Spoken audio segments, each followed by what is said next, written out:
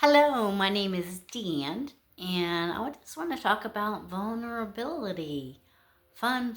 No one really likes to talk about it, let alone be vulnerable. But I want to encourage you because people will always let you down. I know I've let others down, others have let me down, but I want to encourage you to go to the one who will never let you down, the one who will never leave you nor forsake you, and that's Jesus. So we can spill our hearts out to him and be honest. He knows it anyway. He knows how to comfort you. He knows how to help you through it. He knows it all. But being vulnerable can and will lead to healing if it's done with healthy boundaries. But that's always true of everything. We have to have healthy boundaries. So, being 63, you just don't get through life without um, learning how to be vulnerable if you want to grow. So, I know that there were times in my life when I just spilled it all out there and didn't know. And then I went to the extreme opposite where I didn't share anything, held everything in, and neither one of those are healthy. But I just want to encourage you today to step out, find some friends, go to your church. Or if you're not going to church, that's a great place to start. Go find a women's group of people that are going to encourage you.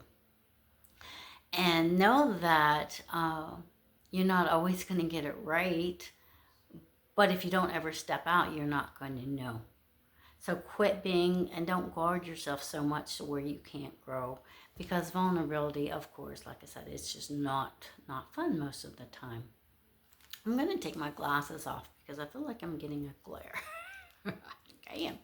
But anyway, I can still see this. I've got my notes here.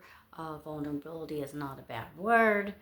Like I mentioned, it actually leads to healing, and then chances are others that need help in this area as well. So, I started looking at the word vulnerability, and the word ability stood out, and that is that we are capable of being vulnerable in a healthy way. It's needed, it's necessary. You can't get a whole lot of healing, and you just need to reach out and get help with the way life is, especially today. If you don't and you hold everything in, you're just going to stay where you're at and you're going to stay stuck. Therefore, vulner is the Latin word which means wound. Of course, we know vulnerability opens up the door to woundedness if not handled properly. So it literally means the quality of being capable of being wounded or injured. And it encompasses both the physical and the emotional, and it makes us susceptible to being hurt. And who likes to be hurt? None of us, for sure. So I just thought of a little prayer that I wrote up that we can pray, and you can pray along with me if you'd like, to where we're just open and honest with those that we need to be, so that we can bring about healing in the relationships that need healing. And we all have them. Every family does. I know with my other videos, you'll see my testimony, and I've come from a loving, dysfunctional family, but that our God has saved, healed, and delivered a whole lot of us. And that's a really, really good thing. So anyway, this is the prayer. Lord, help us, help me, because I still work with this. I still struggle with this. Help me to be vulnerable so that your light shines through me. I will trust you to teach me what it looks like. Help me to have a good balance so it's healthy, that I may grow to help others and direct my steps to people I can be safe with, in sharing areas that I need to be vulnerable with and trusting, because I know vulnerability equals healing.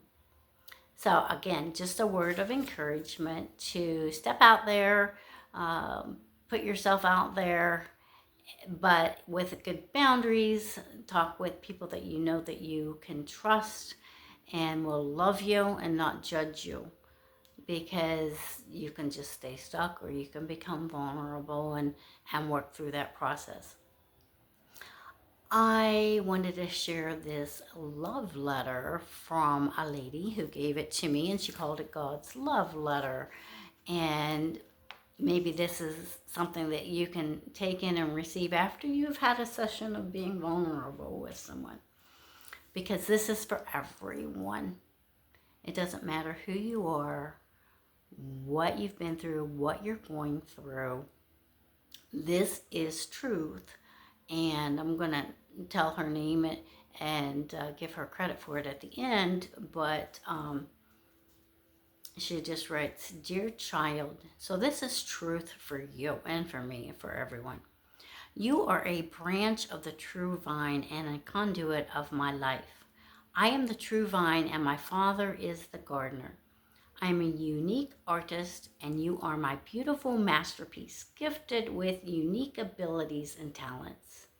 If you will humble yourself and pray and seek my face and turn from your wicked ways, then you will hear from heaven and I will forgive your sins and heal your land. But you will also have to forgive yourself. I look at your heart. I desire for you to have a gentle and quiet spirit and to be quick to love and slow to anger.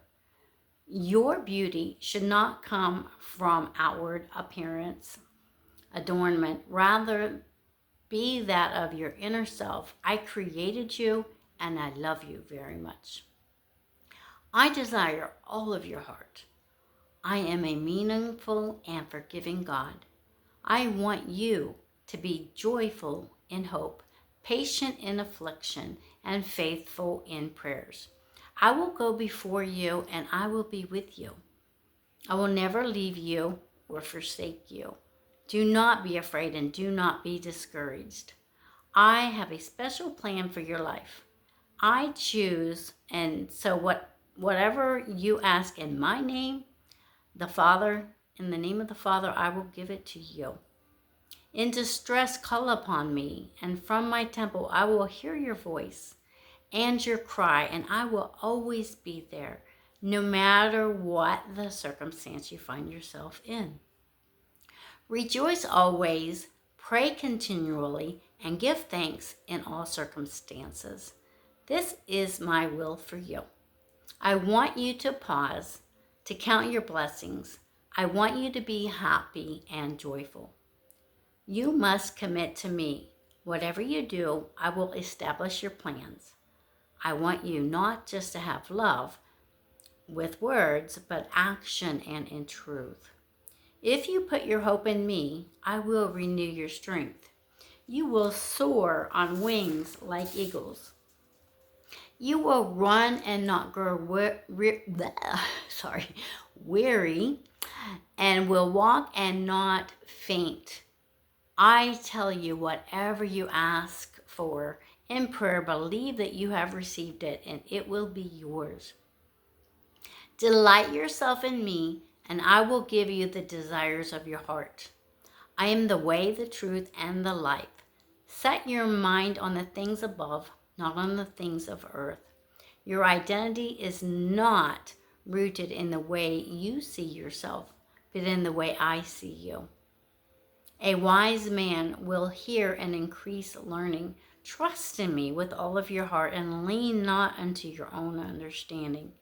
In all your ways acknowledge me, and I will make your path straight.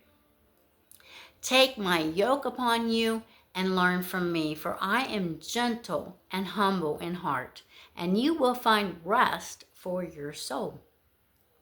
These things I have spoken into you, that in me you might have peace. In the world you shall have tribulation.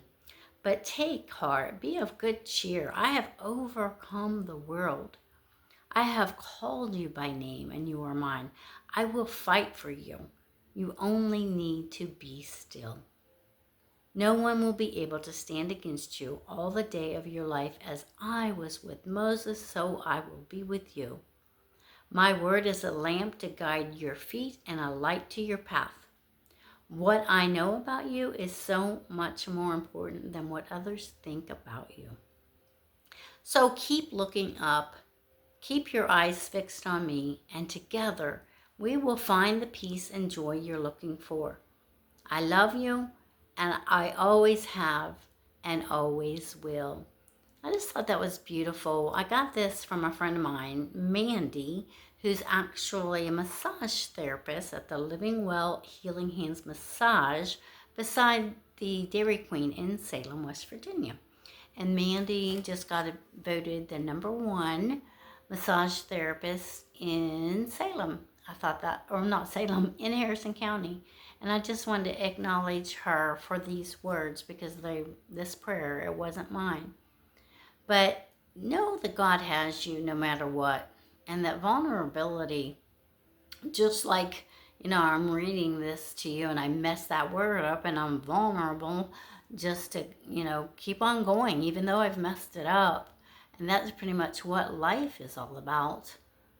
Even through vulnerability, hard times, different things like that. We just keep on going no matter what life looks like and no matter what our feelings are like. So I want to encourage you to find that accountability partner, that friend, that trusted friend that you can be vulnerable with so that you're not holding things in. Because I've lived enough life to know, and I know what I'm talking about because I've done it. I've held it in, and it's not healthy, and it's not good. So take heart and just know that you can do this. I believe in you. Have a great and blessed day.